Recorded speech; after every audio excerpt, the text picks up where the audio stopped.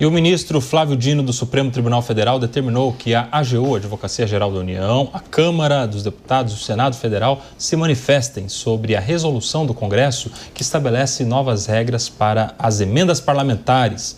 A determinação acontece após o PSOL entrar com uma ação contra a decisão. As novas regras mantêm o anonimato dos autores, o que dribla a exigência do ministro Flávio Dino sobre maior transparência. Na ação, o partido pede que o Congresso não possa avançar com pautas que vão contra decisões da Corte.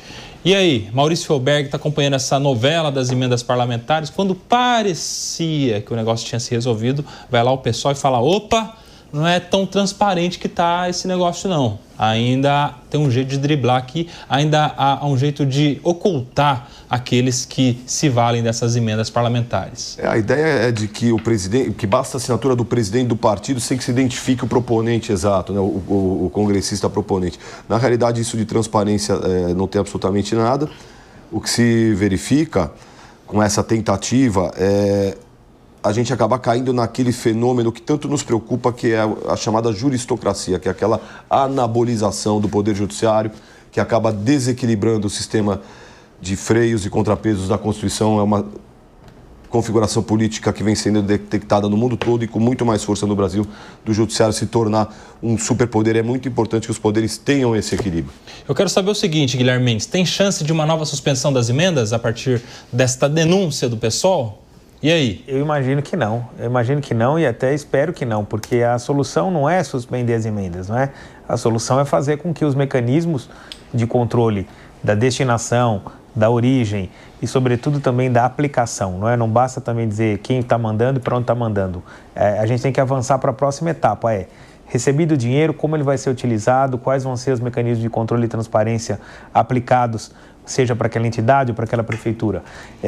Paralisar não é a solução é aperfeiçoar, até porque a gente sabe que, de fato, muitos municípios ou muitos destinatários lá na ponta, nos rincões do Brasil, contam e precisam desse tipo de recurso. É claro que a queda de braço entre o Congresso e o ministro Dino tem tido um capítulo novo a cada dia. Mas eu imagino que o toque fundamental, o principal, que foi alertar sobre a falta de transparência, já foi introjetado pelo Congresso. Eles vão, óbvio, tentar, de alguma maneira, burlar ou driblar as imposições feitas pelo ministro, mas imagino que paralisar não vai ser a solução e também não apostaria nessa hipótese, não. Mas daí, Rodolfo, como é que fica, então? Porque se isso for verdade, a gente continua sem transparência. O mesmo motivo que teria gerado lá atrás os bloqueios, a suspensão e a novela toda aí das emendas parlamentares que corre lá sob a relatoria do ministro Flávio Dino. E não foi só o PSOL que se manifestou, não, cara. Tem uma ONG aqui que eu queria falar, que é o Instituto Não Aceito Corrupção, a INAC, que ele tem uma prerrogativa muito bacana, que é o Amicus Curiae. Eu acho sensacional isso, que são amigos da corte que tentam advogar também, ou tentam dar um parecer sobre essas emendas. Eu acho que a gente não tem que pensar de quem veio, tá? Todo mundo, quando fala do PSOL, a galera meio que torce o nariz, assim, ou torce os olhos. Mas uma denúncia dessa, ou uma manifestação dessa, é válido, até para abrir também os olhos do Flávio Dino sobre essa questão da transparência. Na verdade, está mais ajudando do que atrapalhando. E eu sempre falo aqui, quando vem essa pauta, é louvável que o ministro do STF, como Flávio Dino, tome a frente disso e acabe com essa torneira aberta das emendas parlamentares, sobretudo as emendas do PIX, que a gente não sabe para onde vai, de quem veio, como é que faz, e trocar essa moeda, esse escambo dentro das mesas, nas negociatas, e acaba logo com isso. Tem que ser transparente, já que existem essas emendas, elas são constitucionais, que elas sejam transparentes. O Instituto Não Aceita Corrupção, que é presidido pelo Procurador de Justiça aqui em São Paulo, Roberto Liviano, sempre conosco na Jovem Pan aqui, inclusive. E aí, quero te ouvir também, Cíntia Nunes. Olha só, acho que tudo que foi dito aqui nessa mesa, eu concordo um pouco com o que cada um disse. Concordo no sentido de que realmente essa verba ela está entancada e há municípios que estão esperando para finalidades dignas, né, como questão da saúde e tal. Mas, por outro lado, também, se a exigência pela transparência ou é transparente ou não é. Então, não pode ser meio transparente. Se a exigência... Meio transparente é fosco, né? Exatamente. Ainda continua inconstitucional. Não, né? Te quero frio, não te quero quente, né? Ou tem que ser frio ou quente, não te quero morno. Então, a gente tem aí uma situação que, de fato, se não está transparente, não atende. Eu também, assim como o colega Maurício, eu também tenho esse receio dessa... essa coisa que vem misturando e transformando o nosso Tribunal Supremo aí como um paladino de muitas coisas e, às vezes, ao meu humilde sentir, se arvorando em competências que não seriam exatamente ativas, né? Mas isso já é uma outra história.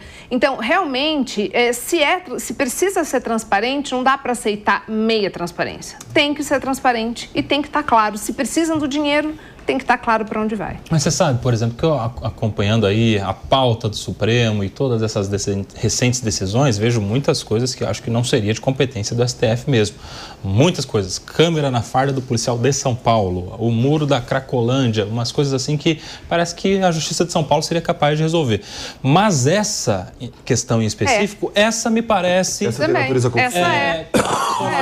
Parece que talvez das últimas medidas todas do STF, essa seja a mais interessante. Faz mais sentido. Que é a de se prevenir contra a corrupção. Exatamente. Porque é o que é a porta que se abre quando a gente tem uma emenda parlamentar sem transparência, sem publicidade. Você não sabe quem é que pediu, para onde vai, quanto é que vai e para que vai, né? Então, assim, é caminho para corrupto esse uso de emenda sem a devida transparência. É feio essa coisa de deixar meio escamoteado uma redação que parece que mas parece estar claro, mas não é. Ou seja, ou é ou não é. Também, né? Acaba sendo uma moeda de troca. Exatamente. Você abre brechas perigosas. Precedente perigoso. A mulher de César não basta ser, ela tem que parecer honesta. E aí não parece, né? Parece fosco. Como Exato. Fala, Guilherme Mendes. Quero te ouvir. Você que tem um histórico aí de governança, fala pra gente a sua opinião sobre essa novela das emendas. Não, a novela acho que tem, por enquanto, um deslinde positivo.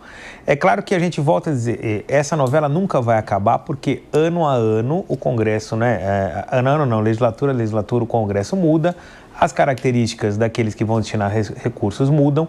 O que é necessário é criar uma padronização muito mais rigorosa do que aquela que existe.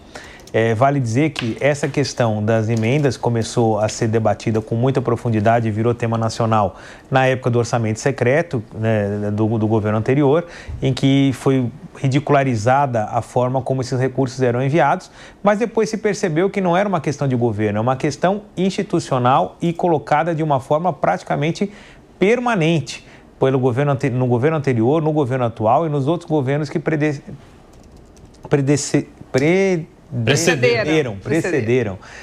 que nos governos que precederam o governo do presidente Jair Bolsonaro.